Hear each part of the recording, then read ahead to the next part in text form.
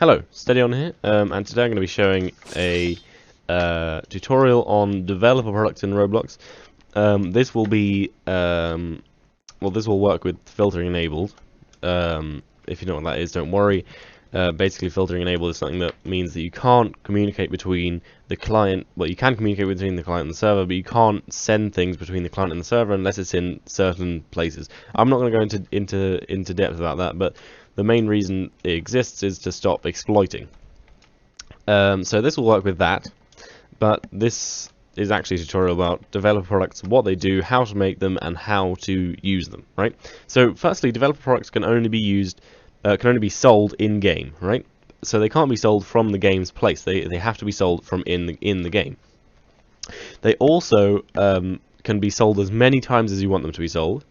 So that means that it opens loads of possibilities for stuff like currency purchasing. So say you want your players to be able to buy, I don't know, 100 of your in-game currency. You just use developer products to give them that currency.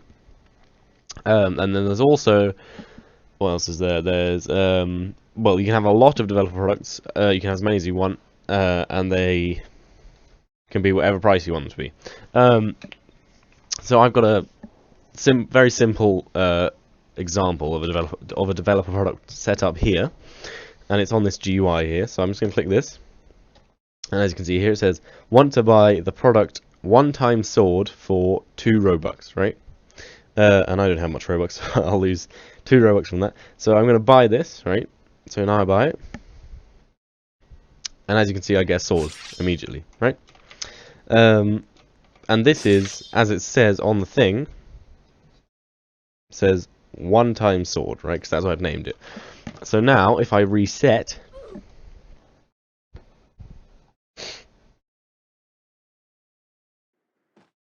oh right, yeah, of course. I actually have a game pass in this place, which gives me a sword automatically. But this isn't the same sword from before. This is from a game pass. So, I know it seems like I just got the sword from the product, but actually the product's only giving it to me once. Although if you wanted to, you could make it so you buy the product once and then you continuously get the sword forever on, but that's kind of stupid. You would use game passes for that, and that's in the last tutorial I did regarding the marketplace service, which you can watch well, from my channel. I'm not going to put a link to it because I can't bother. Sorry. Okay, so how do we actually make developer products? Well, they're very similar. They're very simple to make, and they're very similar to. Sorry, but that was a bit distorted. They're very similar to game passes. So one of the main differences, though, is the fact that with developer products, you can't sell them, as I said earlier, you can't sell them on the store page, and they can only be sold in game. So, firstly, this is the button I've got here. So the sword product buy button, right? And you'll probably notice immediately that it's very short. And the main reason for that is because most of the stuff isn't really done in this. So all this does is says, when you click the button, ask the player to buy this item, right? It's literally all it does. So you're probably thinking, how did they get the sword then, right? Well, there's actually a built-in Roblox trigger that will work. That will trigger something called process receipt, right? And you have this in a server script. So I have it in server script service, which is where you should keep all of your server-sided scripts. And this basically goes every single time someone buys something, right? And also it's worth noting that you can't have multiple scripts with this in it, because if you have multiple scripts with this in it, it will break the ones that are previously running. So say you have 5 different developer products, so you think, oh, I'll make 5 different scripts. No, you don't do that, because if you make 5 different scripts, then it'll go 1, 2, 3, 4, and then it'll get to the 5th script, and the 5th script, by the time it gets to the 5th script, only the 5th script will be running, because every time this is triggered, it cancels the last one, which means there's no point in having the last 4 scripts. So you have one script for all of the developer products in your game. So basically, this I don't really know what you could call it, event, I guess, stores everything about a purchase, right? So every time something's purchased, this triggers. So This contains lots of stuff like a purchase ID. Sorry, that's my phone. I'll turn this off. So this contains a lot of stuff like a unique purchase ID, which is the only ID that will exist with that ID for your place, right?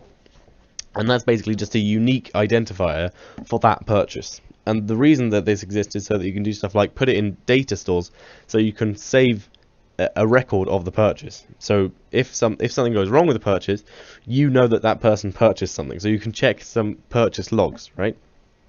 And look at all the purchases done recently. So that's what the purchase ID is for, and that's just literally your whatever you've defined your purchase receipt variable as, and then dot product ID, I think. Product ID? Let me check that, sorry. Yeah, product ID. No, wait, actually, sorry. Purchase ID. It's purchase ID. So it's also got a player ID, which will show you the ID of the player that's bought whatever it is that's bought. It's got the place ID where purchased, which is the place where the product was purchased, because obviously sometimes you can use a developed product in different games, because you can use it as if you have third-party purchases enabled, you can buy developer products from other games, right? So that will tell you what place it was bought in, and this is also useful obviously for stuff like if you have a place with multiple games in it. So you have, because there's like those, I don't know how to call it, but there's places where you can have another place within a place, and that will tell you which of the places it's been bought in. And then, as I said earlier, there's the purchase ID, which is the unique identifier of the purchase. There's the product ID, which is the ID of the product that's been bought. And then there's the currency type, which is of course obsolete now because there's only Robux, so it doesn't matter, you don't need to know that. And then you've got currency spent, which is the amount of Robux that they spent on the purchase, right? And this is all within the process receipt function. So as you can see here, what I'm doing here is it's basically firing every time someone buys a product in the game, right? And then it's defining the player, which is just using the get player by user ID. And that's using the purchase info player ID, so that's from the process receipt function. So it says game get service, so that's game get service players. Sorry, that's the players object in the game, which is here, right? And this contains all of the players in the game, and then it's finding the player with that player ID, right? So now you know which player has bought the product, and then it's defining the sword that it's going to give the player. So it's cloning the sword that's already been predefined up here, which is in server storage, and then it's saying if purchase info product ID is equal to this ID. So if the product that's been bought is this product, then put the sword in the player's backpack, right? So obviously in this script you could have as many of these as you wanted. You could sell a gun and a sword and thousands of other things if you really wanted to, right? And for each of them, you just have an if statement, and then obviously now, because I've already got an if statement, if I had another product, I just put else if purchase info product ID, yeah, and then whatever, yeah, 1 2 3 4, right? And then you define whatever, right? So you can have as many of these as you like. Just put else if on each one, and then it will continuously cycle through it. So I've shown how to do it. So if you understood that, then that's fine. You can leave the video now. And there's also an article in the description which will have all of this code in it, by the way. But if you didn't understand so far, I'm gonna re-script all of this from scratch to show how you're supposed to entirely how to do it. Right? I'm gonna say what everything means. So I don't know how long this video has been so far, but hopefully it hasn't been too long. Right. So this is where we get into the stuff that if you don't understand what's going on from what I've just said, then listen to what I'm saying now, and you should hopefully understand it. If you still don't understand it, you can read the article in the description. And then if you still don't understand that, leave a comment on this video, and either I or someone else will help you. Okay. So I'm not going to remake the GUI, because I already have the GUI, but I will take all of this stuff out. Oops, sorry. I will take all of this stuff out of here, and I will rescript this, right? So, firstly, we're going to want to define the button, which is going to be clicked. So the button is the script. Oh wait, sorry. Button equals script parent purchase, right? And that's this button here. right? So it's saying local script, which is this script here. So script parent purchase, right? And then we've got to define, what else have we got to define? Marketplace service? Yes, we have. So we're going to put, I'm going to call it MP service, right? Equals game get service marketplace service, right?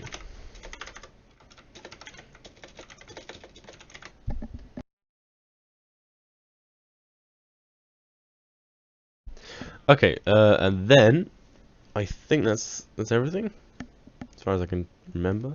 So let me just have a look at this. Oh yeah, that's it. Right.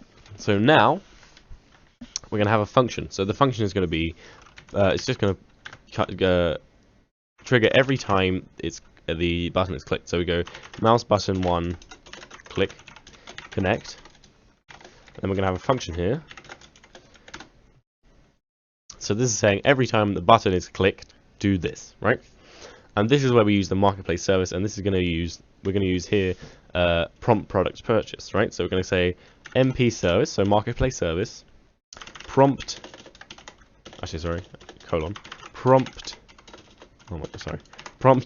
product purchase, right?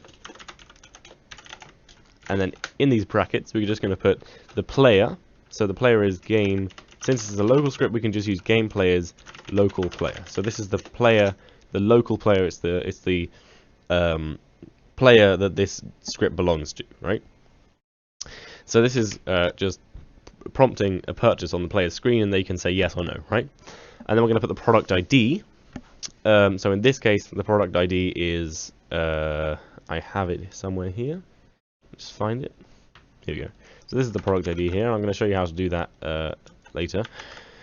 So we've got the product ID here, and then that's it, right? So that's all we need to do for this script. That's done fully, right? And now we're going to go into the server-sided scripts. So in the server-sided scripts, we're going to go in the server script service, and we're going to put a script into it, and it's going to be called whatever you want, but I've called mine product process, right? And once again, I'm going to rescript all of this as well. So I'll just delete that. Sorry, hold on. I'm just gonna alright, I'm gonna make a new script entirely, right? And I'm gonna call this once again product process, sorry. And I'm gonna delete it afterwards. I'm gonna delete the other one afterwards because obviously right now there's two scripts. Okay, so first we're gonna define the sword. So the sword is game server storage linked sword, right? And you can see that here, server storage here, and there's a sword in here called linked sword. That's a tool. And then we're going to define the marketplace service again, and I'm going to call it MP service, which is marketplace service, obviously, right? Game, and then that is game get service marketplace service, right? And now we're going to have a function here, right? So marketplace service, sorry, I meant MP service, marketplace service process receipt. So this calls every single time. I spelled receipt wrong there. This calls every single time a something is sold and someone's bought something. So it's basically saying we're gonna print a receipt for that purchase, right? Function purchase info. So this is the function, and inside this function is all of the information about the purchase, right? So then we're going to define the player, and I'm going to call it PLR, which stands for player. And then we're going to go game get service players. So that's the players in the game. So this folder here, which contains all the players that are in the game at the moment. And then we're going to say get player by user ID purchase info player ID. Right. So this gets the ID of the player that purchased the thing. Right. And now we're going to check whether the player has bought the item, which is the sword, right? So we're going to say if purchase info product ID is equal to, and I think I still have it in my clipboard. Yes, I do. So if the product that was bought is equal to this number, then we're going to give them the sword. So we're going to define the sword, which is, I'm going to call it new sword. Oops, spelled sword wrong. and the sword, and that's going to be sword, which has already been defined up here if you remember. Sword clone, which is a duplicate of the sword, so we're duplicating the sword. And then we're going to say the parent of this new sword that we've just created is going to be the player backpack, right? And this will give them a sword. This will give them a sword if they have bought that item, right? And then here, what we're going to do is we're going to put here. Sorry, we're going to put return enum product sorry. Oh wait, that's right. Decision. Sorry. Purchase granted, right? So that just means that just returns whether the purchase has been completed or not, right? As in, this will loop until the purchase has been successful, which means that that's not very important. Just make sure you put that there, right? Right. So this should work perfectly now. I'm going to delete this script because we don't need that anymore. We only need the script we've already made. So now we've done everything in game. We are now going to cover how to actually make your developer products. So to make your developer product, what you're going to do is you're going to go into your game box here, and if you don't have that on your screen, you're just going to go to view up here and you're going to click Game Explorer. So I'm going to click that again. There we go, Game Explorer, and this contains everything about your game. So it contains all the places in your game, it contains all the products in your game, all the badges. I don't actually have a badge, actually, sorry. Then you have all the assets, so that's pictures and stuff that you've created inside this game. So what we're going to use here is we're going to say developer products, right? So we're going to right click on this and we're going to click configure products. And when you open it, for some reason it does go to the basic settings place, but you're actually not going to go here. You're going to go here where it says developer products. And as you can see, I've already made one here, but I'm going to make a new one and then call it tutorial example, right? And I can make the description here whatever I like, and make sure you do actually make it something that describes the product, because you can see the description using a function which will return a table which says everything about the product. You don't need to know about that unless you already know about tables and stuff like that. So make sure this is actually something that describes the product. So I'll say this is a tutorial. This product is obsolete and not going to be used, right? Sued. Used. Right, okay, so now you're going to put here the price that you want to sell your product for. So I'm going to say some mad thing, like 9, whatever that is. And then you're going to choose a file for your product. I think I'm not sure if you have to choose no, I didn't. I think it's because I didn't choose a photo. Sorry about that. I think you have to you have to have an image for your product. Just bear with me a second. I'm going to have to go back. Here we go. Right, so I'm going to really quickly create this again.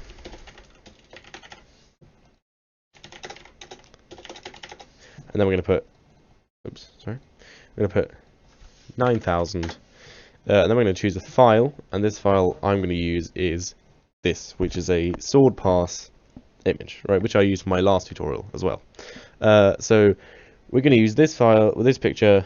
Wait for this to load. Here we go. And for some reason it's been rejected.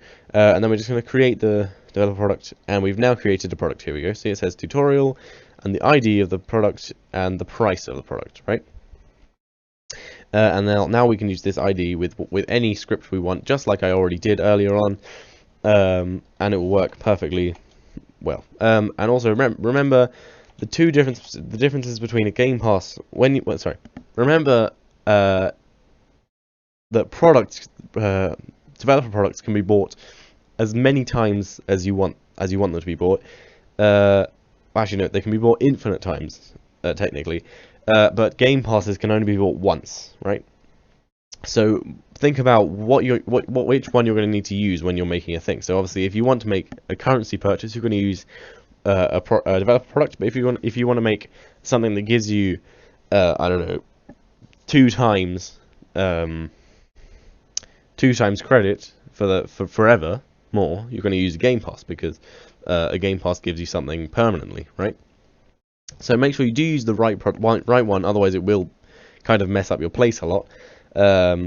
Because I mean, obviously you don't want to buy a sword and you only mean for the sword to be given to you once, but actually you get it forevermore because you've used the Game Pass instead of a developer product.